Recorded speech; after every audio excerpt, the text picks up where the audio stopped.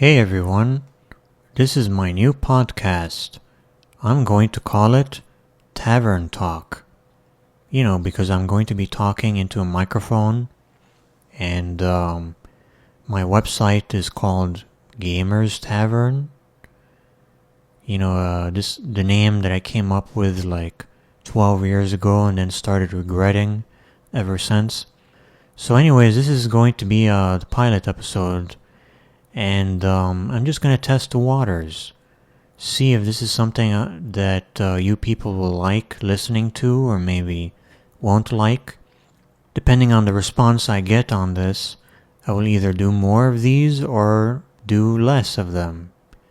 So don't worry if you don't like what you hear in this thing, because if you don't like it, then well, there won't be any more of them. So there's nothing to worry about.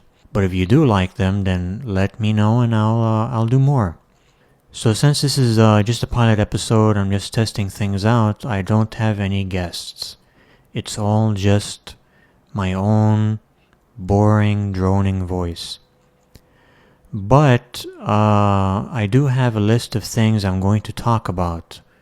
And I'm just going to run through the list and talk about it, off the cuff, no scripts. And we're going to see how coherent my talking will be without a script. I'm going to have to concentrate a lot for this one. So the first thing on the agenda is Mario Maker, which I put this down on the list. So I guess I'm going to discuss it here. Basically, I'm just gonna give my personal feelings on Mario Maker. I'm not gonna talk about whether I think objectively it's a great piece of software. This is all subjective. So I got Mario Maker a couple of weeks ago when it came out, but I was kind of conflicted about it because. On the one hand, I wanted something like this for a really long time. I always wanted to make my own Mario levels, but on the other hand, I've been able to make my own Mario levels for over 10 years now. Of course, I'm talking about the illegitimate, unofficial softwares like Lunar Magic and Super Mario Bros. X and all these kinds of things. I don't know how long Super Mario Bros. X has been around because I only discovered it recently. But Lunar Magic I've known about for over 10 years, and I've used it 10 years ago. Probably even more than that by now. And, it's pretty easy. People say Lunar Magic is not that easy, but personally, I think it's really easy. It's pretty good. So, I don't know, Mario Maker isn't really something I personally need, and that's why I was kind of conflicted about getting it, because it's kind of a wasteful purchase for me. It's like, first of all, it's $60, that's kind of expensive, and I have all these other free tools available to me, like Lunar Magic, as I mentioned, and it's like, why spend the money on something like this, But, obviously Mario Maker is going to be, or is, a lot easier to use than even Lunar Magic. Sorry, I just, to be professional, I took a drink of water. I almost said drank. A drank of water. I took a drink of water in between that because, talking constantly like this kind of gets me all parched up. But anyways, I got Mario Maker because it's obviously a lot easier to use than anything else you could possibly use to make levels, and I wanted to have more options, Obviously, I have Lunar Magic and Mario Bros. X and other stuff, but this is just an additional option to create Mario levels. So it's like, why not have it, But it's kind of a lot of money just to have an extra option. So that's why I was really, really conflicted about it. And there's other reasons why I was conflicted about it, like, number one, Well, I guess I already discussed number one. This would be, I guess, number two. Number two is, I'm only interested in making my own levels. I'm not really interested in playing levels made by other people. There's nothing wrong with that. I think if you're going to get Mario Maker or anything like this, you should do it primarily to make your own levels. At least specifically Mario Maker, because Mario Maker is so much easier to use than all the other tools. So that's why I got it. But the thing is, I don't really have any creative desire to make stuff anymore like I used to. Like when I was a kid, I really wanted to make my own Mario game, but as I got older, I kind of stopped wanting that. And this is something I discovered 10 years ago when I got Lunar Magic and I started playing around with it. I was like, this is kind of like a dream come true. I can edit Super Mario World and put things around, just make my own levels. And I would have loved something like that as a kid, but by the time I got to Lunar Magic, I was already a lot older. And by that point, I didn't really want to make, Mario levels or Mario games as much as I wanted to anymore. And, the dream was kind of dead at that point. So after like making 5 levels, I ran out of ideas and just never went back to it again. I made around like 5 levels and they all were really terrible. And by the 5th level, I just completely ran out of ideas. And it was at that point when I realized I'm probably not cut out to be a game designer, because I kind of wanted to be a game designer. And I thought, I wasn't good at programming. I wasn't good at creating music or art. And I figured, well, maybe if I had a tool that allowed me to create stuff really easily, then I could be a great game designer. But then I got a tool like Lunar Magic, which was super easy to use, and I still couldn't really design stuff. I just wasn't good at it. So that's kind of taught me that I was in love with the idea of being a game designer, but I didn't actually have the capabilities to do it. And I also didn't enjoy it as much as I thought I would. Like when it actually came down to making levels, I kind of found it tedious and annoying. Sometimes you think you're going to like something, but then when you actually do it, you realize you don't actually like doing it. So that's kind of what I discovered back then when I used Lunar Magic. So, going back to Mario Maker, I don't enjoy making Mario levels. I don't really have the capability or the creativity to do it. So, what's really the point of getting a level editor if I'm not going to be creating any levels with it? And I also don't really want to play anybody else's levels. I mean, you get what I'm saying? So that's why I was really conflicted about getting Mario Maker. It was like, it looks like it's a lot of fun and it's really cool. And there's nothing wrong with it itself. It's really good. I mean, it might not be as versatile as Lunar Magic and all these other programs, but for what it is pretty good, But, the problem kind of lies with me personally. It's like, I don't actually want to make levels. I don't actually want to play levels other people have made. So then at that point, it kind of begs the question, well, why would I get Mario Maker? Why did I get Mario Maker?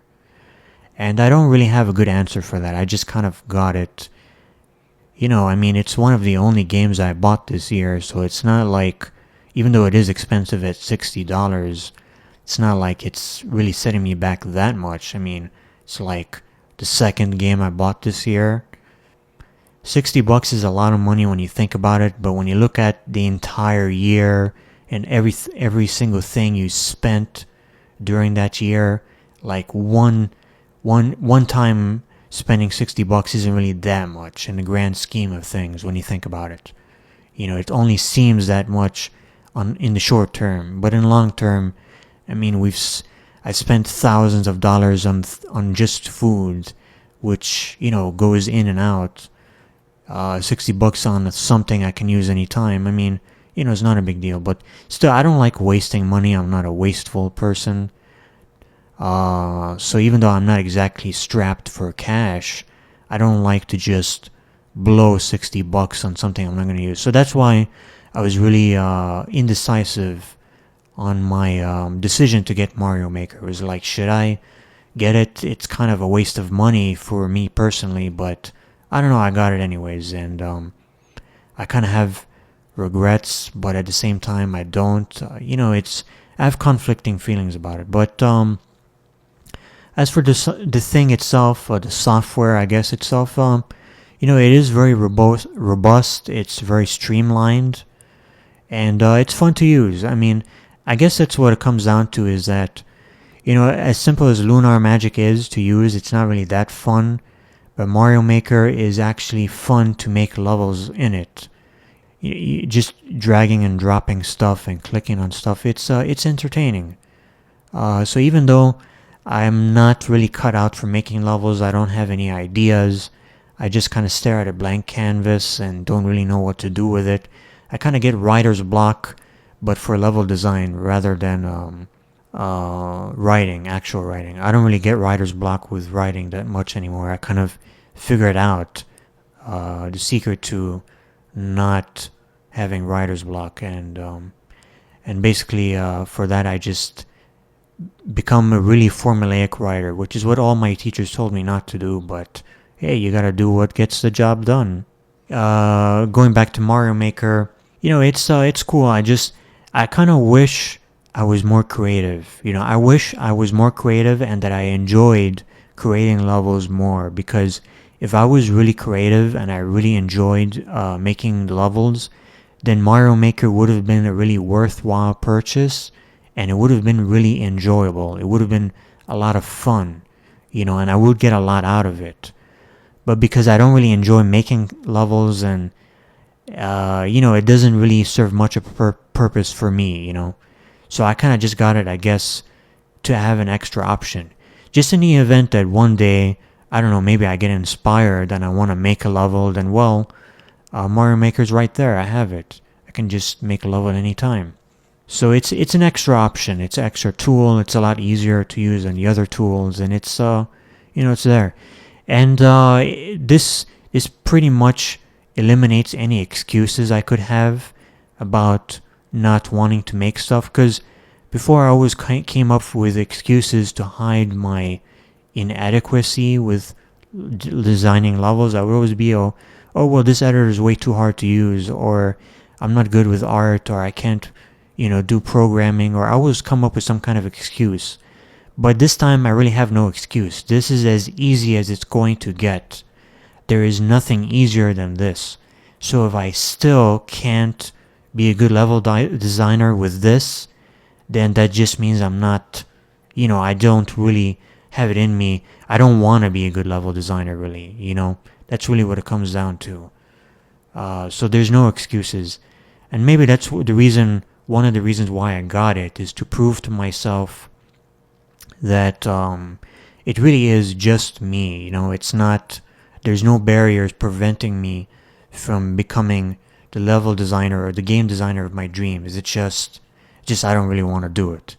And that's part of life. Sometimes you grow up and dreams you used to have kind of get replaced with new dreams, or whatever.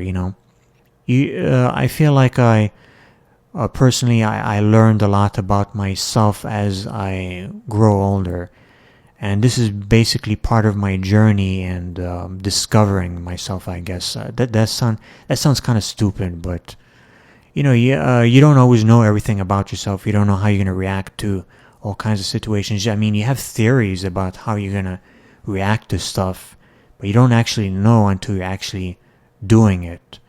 And then that's when you really learn about yourself, and what it is you will or won't do, or what you like or don't like.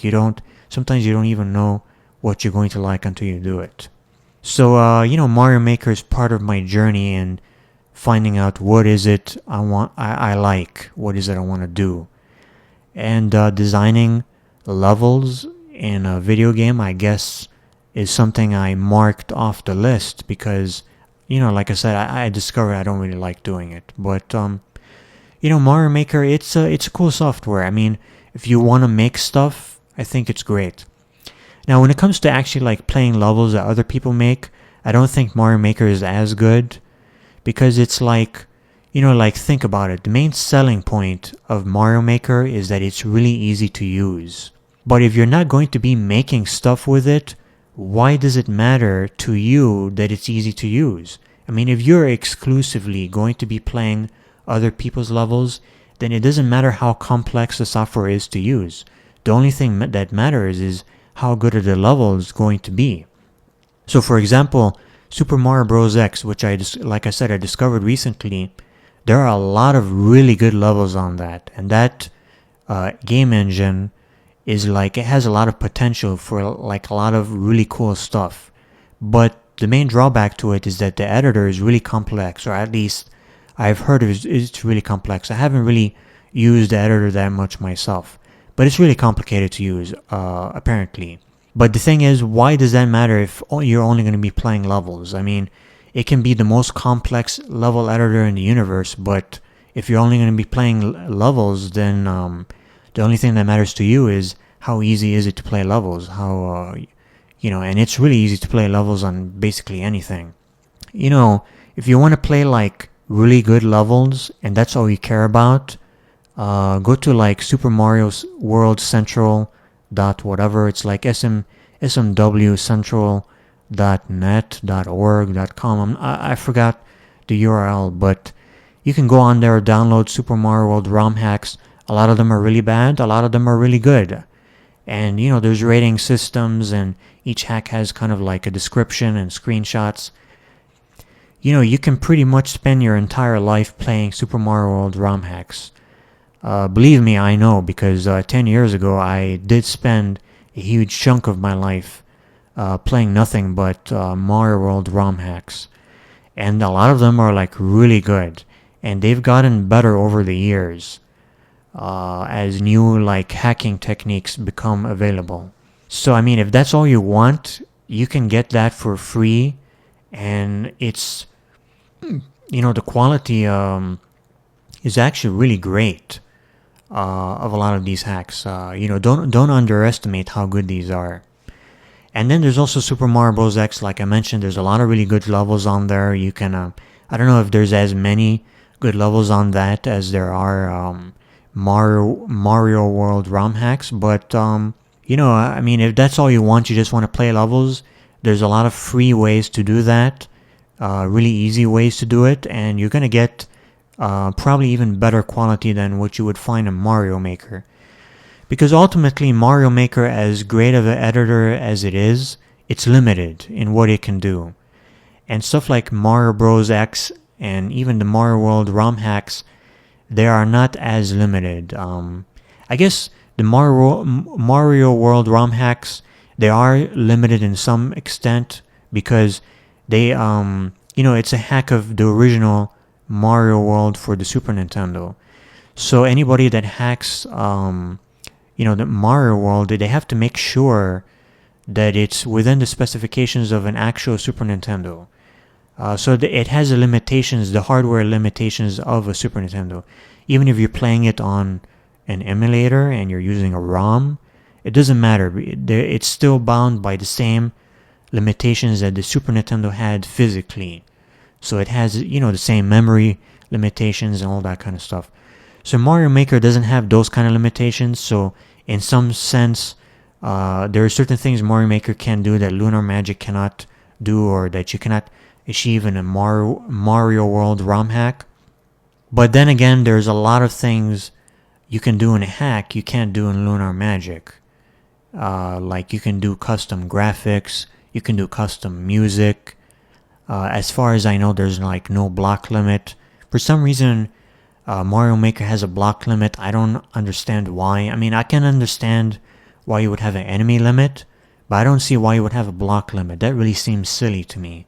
And that bothered me when I was using it. But I don't think there's a block limit in a Mario World hack. I might be wrong about that, but I don't think there is. I think you can literally place as many blocks that there is space on the screen to place. Because blocks, I don't think occupy like really any memory space or anything. they're considered to be basically a tile, and you can have, as many tiles as you want. They're not like an object or entity, I don't think. But again, I might be wrong about that. But anyways, still, there's a lot of really talented hackers that made some really great hacks, and you're probably gonna find a lot of like way more impressive hacks for Mario World than you're gonna find impressive Mario Maker levels. So I know, I mean, personally, your mileage may vary, but personally, I think if you're not gonna be making levels, you're better off not buying Mario Maker. Now, if you want to make levels and you want to share them, and you want the easiest way to do that, then I would recommend Mario Maker. But some people don't like doing things the illegitimate way for whatever reason. So if you want like the official way of doing things, then obviously Mario Maker is there. If you don't, Mario World ROM hacks, they have a stigma about them. So if you don't want to get near that stigma, you don't want to be cursed by the terrible stinkiness of that weird negative stigma, then you have this nice little official software Nintendo made just for you. And also, some people kind of have like a psychological block with this stuff, like, they think, oh no, emulators are way too difficult to use, and ROMs and patches, my brain can't handle this stuff. But, this stuff is actually really simple. I mean, you just download an emulator, and you download the ROM, and then you download a patch, you apply the patch to the ROM, and then you just load the ROM in the emulator. I mean, it's really disgustingly simple. I mean, the most complex thing about it is configuring your controller to work with an emulator if you have a controller.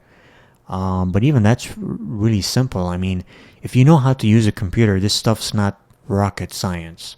It should only take you like a few minutes to figure this all out. But a lot of people they have this mental block. It's like, oh no, it's way too complicated. I can't do it. I can't click on an option. I can't click on icons. Oh my god, icons are so complicated to click on. So, Mario Maker's the only way these people will be able to enjoy what Mario World ROM hacks have been able to provide for over 10 years. So, that's good. I think Mario Maker is a great software. I support it. The idea of it is great. But, basically, it's a tool. It's not really a game, because while it does come pre-packaged with a couple of levels, it doesn't really have many levels. And the levels that are in there are basically just proof of concepts or tests. They're not like real levels. I mean, some of them almost are real levels, but most of them they barely qualify as a real level. They have like almost no degree of challenge, and it's really just a demonstration. It's like showing you what you can do with the software. So it's basically just, a lot of people thought that Mario Maker was going to come pre-packaged with a full-on Mario experience or Mario adventure, like basically New Super Mario Bros. U caliber adventure with a level editor attached to it, but that's not the case. That's far from the case. I mean, the original Super Mario Bros. On the NES has probably like more content in it than Mario Maker comes pre-packaged with. So, Mario Maker is pretty much 100% all about making your own levels, and also like playing other people's levels and sharing your levels. I mean, that's the entire experience. So it's pretty much, and it doesn't lie about anything. Nintendo was pretty clear on what it is. They didn't like do any false advertising. They never advertised it as a full-on Mario adventure. So anybody that had kind of that misconception, that's basically their fault. So, it is what it is. It's either something you're going to get a lot of use out of, or it's something you're not going to have any use for whatsoever. It comes down to really, you personally. It's a tool. Some people are going to be able to use that tool because they need a tool like that, or would they want a tool like that, and some people don't need a tool like that. So if you don't want to like make your own levels, and you have also no interest in playing other people's levels, because let's be honest here, most people's levels are going to suck, and most people's levels do suck, and that's one of the reasons why a lot of people don't like playing Mario World ROM hacks, is because a lot of the levels suck. I mean, these are amateurs. These aren't paid level designers. These aren't people who have, 20 years of experience of designing Mario levels. So, you're going to get a lot of garbage. And there is a lot of garbage on the Mario Maker's like online servers where you play other people's levels. So, a lot of people just don't want to sift through the garbage to find like really good levels. Because, sometimes you do find an amateurly designed Mario Maker level or Mario World ROM hack that is really, really, really good. Like, sometimes so good, it might even be better than something a paid professional might make. But those are rare, and you have to sift through a lot of the garbage in order to find them, and that takes time. And while the Mario Maker has like a curating system with stars and stuff like that to recommend certain levels over others, you still have to do a lot of sifting in order to find like the good stuff. So some people don't have the patience for that. They just don't want to sift through the garbage. They want to go to a store, buy a Mario Maker made by well-trained professionals, and just enjoy it, and don't have to sift through the garbage. So if that's what you want and you don't want to make stuff, then Mario Maker is obviously not for you. But if you want to make stuff or play stuff made by other people, then it does that fairly well. So that's really what it comes down to. It's not, Mario Maker basically is not for everyone. It's for very specific types of people. And honestly, Mario Maker is not really for me because I kind of fit in that category. I don't really play Mario World ROM hacks anymore, even though I used to play them a lot back in the day when I had a lot more time and patience. I didn't have that many other things to do. And I did enjoy playing them, but now I kind of have a policy against playing stuff that is created by other users. I like to only play stuff made by made by Nintendo, basically, or just made by any game developer that is experienced. I'm not really the audience for Mario Maker, I guess, but I still got it because it looked like a lot of fun. I like fun. I mean, fun is pretty fun. I guess that covers Mario Maker. That's my personal feelings about it. You may disagree with me, or you may agree with me. I mean, maybe you're in the same shoes as I'm in, or maybe not. My shoes are pretty small, so your feet probably won't fit in them, but you never know. So that's, that ends one topic. So now, the other topic I want to discuss is Metal Gear Solid 5. Now, I don't want to talk about this too much because it's kind of old news by now. I guess all of this stuff is old news. But I don't want to delve into this too deeply because I can pretty much talk about this for hours, and I kind of want to keep this to like, I don't know, an hour, 30 minutes. Actually, I think we're approaching 30 minutes already, so I don't want this to be longer than an hour, this podcast, this test that I'm doing. So, and I don't want to spoil it for anybody who hasn't played it yet. And it's kind of hard to talk about my feelings about Metal Gear Solid 5 without discussing the spoilers. So that's why I don't really want to talk about this too deeply. But I'm going to discuss mostly the gameplay. I mean, the gameplay is really, really, really good. Or I should say specifically the game engine. This is probably the best game engine we've ever had in a Metal Gear Solid game before. It's very streamlined. It allows for a lot of freedom. The mechanics are really polished. It's really great. I mean, I think it's about as good as it's going to get, unless they make it even better. But I honestly can't imagine how much better you can make it than this. I mean, this is like really good. But I do have some issues with Metal Gear Solid 5. This is not going to be a a complete adoration, just circle jerk praise, ultimate praise. Just I'm not going to spend in this entire time praising it. I'm going to talk about like the parts of it I didn't like, and I'm not going to be discussing the story because there's a lot of things about the story I didn't like. But I'm going to talk about what I didn't like in terms of gameplay. And it's like, most people's opinion on this game is that the gameplay is really good and the story is not as good. And I used to look at it that way as well. But then I was thinking, there's things about the gameplay I don't actually like. And there are problems with the gameplay. So it's like, the gameplay isn't just game mechanics. You also have to look at it, at least this is the way I'm looking at it. You also have to look at it from the perspective of game structure. How is the game structured? How is the game content doled out to the player? What is the content of the game?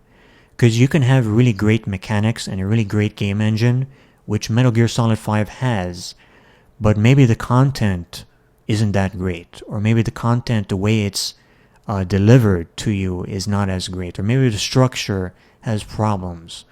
And I think that kind of hits the nail on the head with MGS5. A lot of the missions are really boring, and a lot of them feel kind of like filler. Not just because there's no story in them, there's no story in almost any of the missions, but also because what you're actually doing in a mission is pretty dull. It's just go and rescue this dude, go and steal this container. Basically, the whole concept of MGS5, like Peace Walker, is that you can attach balloons to stuff, they're called Fultons, and take it back to your base. So you can pretty much Fulton almost anything, people, objects, vehicles, and basically that's what your objective comes down to. It's always eliminate this person, eliminate this object, eliminate this thing. And eliminate can mean anything. You can either destroy it or kill it if it's alive, or Fulton it. But 9 out of 10 times it always benefits you more to Fulton everything, since you add resources to your base. So basically anytime it says eliminate target, just Fulton it. I mean, that's what I did, and you should do that because it benefits you more. So basically just Fulton everything. And sometimes you're required to Fulton stuff, like sometimes you need to rescue a prisoner. Obviously you can't kill a prisoner to rescue it because, contrary to popular belief, killing people does not rescue them. So you have to Fulton them. And you have to Fulton a lot of people. And that's really what it comes down to. Sneak into base, Fulton thing, and then do it again. Now, I mean, you can argue that that's not really a problem because most video games come down to repeating the same task over and over. I mean, you could look at, let's say, an average Mario game like, I don't know, Mario 3, Mario World, and you're basically doing the same thing in every level. Just get from point A to point B and do it alive. Get to the goal at the end of the level. But it remains interesting because each individual level is different, is designed differently. So even though you're technically performing the same objective over and over, it feels different every time. And I think that's where Metal Gear Solid 5 kind of fails. A lot of the missions feel samey. And sometimes a lot of the missions basically are the same. It's like you infiltrate the base, and the first time you do it, it's cool because it's a new place. You've never been there before. Everything's all new. But then it's like mission 2, go back to that same base you've already been to and do something that is extremely similar to what you did the first time. It's like you rescued a prisoner the first time, well, go back there and rescue another prisoner. Or this time, go back there and eliminate the guard. But you can also Fulton him, which makes it almost identical to rescuing a prisoner. So it's like the problem isn't that you're doing the same thing, the same objective over and over. It's the fact that you have to do it in the same locations multiple times that kind of bothers me. And there's just, there's a lot of padding, there's a lot of filler, going back to the same areas over and over. I mean, one of my favorite areas in a game, which I actually really liked, is the airport you have to infiltrate. I was like, wow, this is a pretty original place to sneak into. It's really well designed. It's It's really cool. But then they make you go back there like 3 or 4 times, and I got sick of it after a while. It's just, I'm tired of seeing this place over and over. And I think that's the main issue with MGS5. It's just a lot of repetition, a lot of repetitiveness. There's a lot of unique new content. It's not like the whole thing is repetitive, but it tries to pad things out as much as possible to make the experience as elongated as possible. It took me around like 40 hours or maybe 50 or 60 hours to beat the game. A lot of that felt to me really unnecessary. The game forced me to do a lot of like side missions I didn't want to do, and a lot of the main missions felt like filler. And I honestly felt the game could have been cut down to like 20 hours or something. Maybe this is not really a problem with MGS5 in particular, because MGS5 is technically the first open world Metal Gear Solid game. And I think actually MGS5 kind of taught me or about myself. There's that concept again, learning about yourself. It kind of taught me that I really don't like open world games that much. I haven't played very many open world games, so I never really had much of an opinion on them. But, MGS5 is the first open world game I really spent a large amount of time with. And there were a lot of things that annoyed me about it, and I think most of those things stem from the fact that it's open world. And it seems like most of the issues MGS5 has is an issue or issues that stem with the open world genre in general. Like a lot of open world games seem to have a lot of padding. They seem to have a lot of filler. A lot of the missions are really repetitive. A lot of the missions have no purpose, story or otherwise. Sometimes it takes a really long time to get from one area to another. That was another thing that was really annoying about MGS5. They're like, go to this mission area, and then you get on your horse and you ride it for a really long time, and absolutely nothing happens during that time. There's nothing interesting to see or do. It's just downtime, basically. There's a lot of downtime.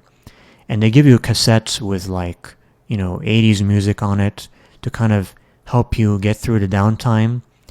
But I think that's like a dumb way of dealing about it. It's like, if you have all this downtime and you're acknowledging that it's a problem by giving people music to listen to, then why don't you just get rid of the downtime, period? Like, why have the downtime there in the first place? It just seems like a weird way to go about things. Like, you're treating the symptom but not the disease. It's like, don't have downtime, period. If you acknowledge the downtime as a problem to the point where you're going to put music in there to make it easier to deal with, then just don't have downtime. Make the areas closer together. Put the player right at the area they need to be. Teleport them there. I mean, it's a video game. Just say, just put the player right there. I mean, why make the player travel there? Why make the player wait inside the helicopter for long durations of time? It doesn't really make a whole lot of sense. But I guess that's just a minor nitpick. That's not like a make or break kind of thing. It's not like this pissed me off to the point where I didn't enjoy the game. Still, enjoy the game, and the game is overall still pretty good. But I don't know if it really benefited from being open world all that much. Obviously there's a lot of freedom, but it seems like for the most part the open world just added a lot of unnecessary downtime. It added a lot of padding, added a lot of filler, and basically a lot of the things that plagues open world games plagues Metal Gear Solid 5.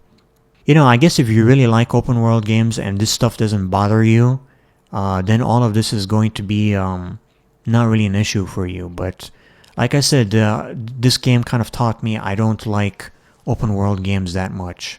I just kind of hate moving from mission to mission and beacon to beacon and side mission and all the padding. And there's like over 150 side missions in the game. I only did around like 20 or 30 of them. And the reason why I only did that much, the reason why I even did that much is because the game forced me to do some side missions in order to progress the story. which that was actually one thing that really pissed me off about the game.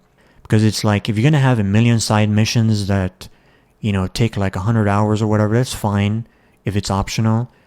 Some people really enjoy that stuff. I don't. But I hate when they force you to do it, because then it's like, I don't want to do it. It's supposed to be optional. That's the point.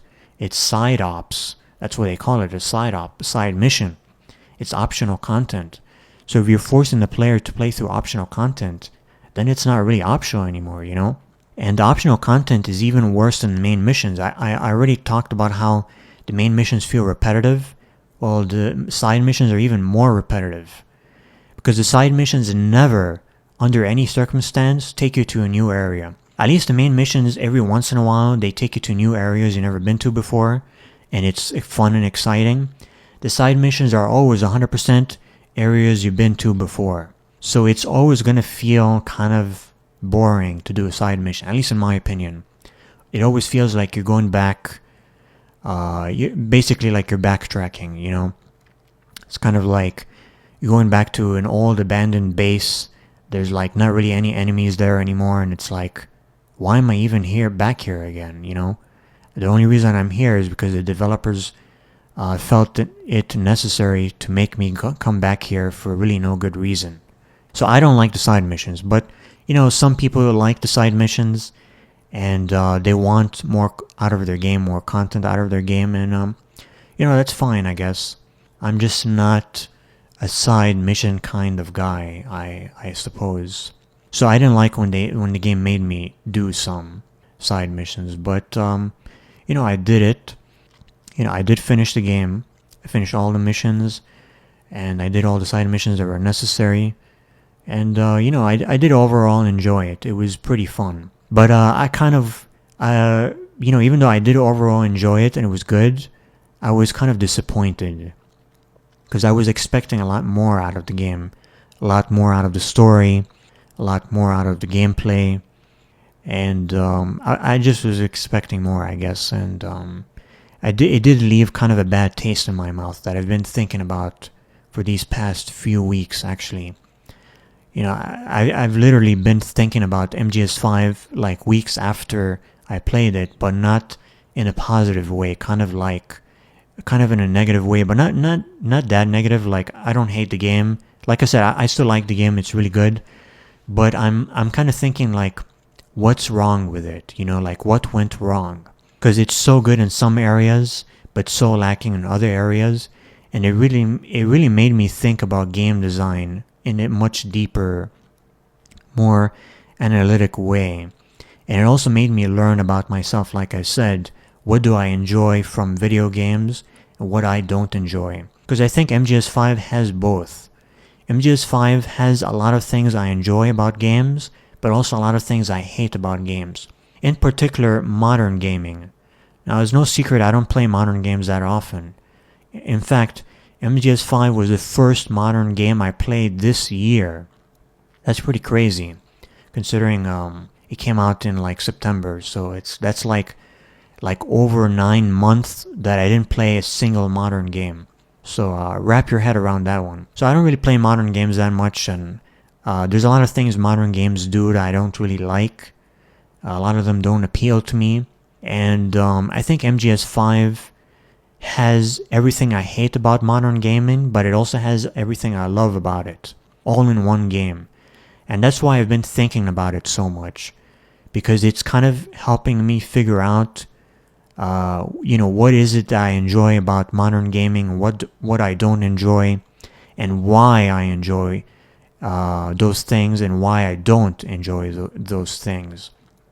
Like a philosophical perspective on why I enjoy things.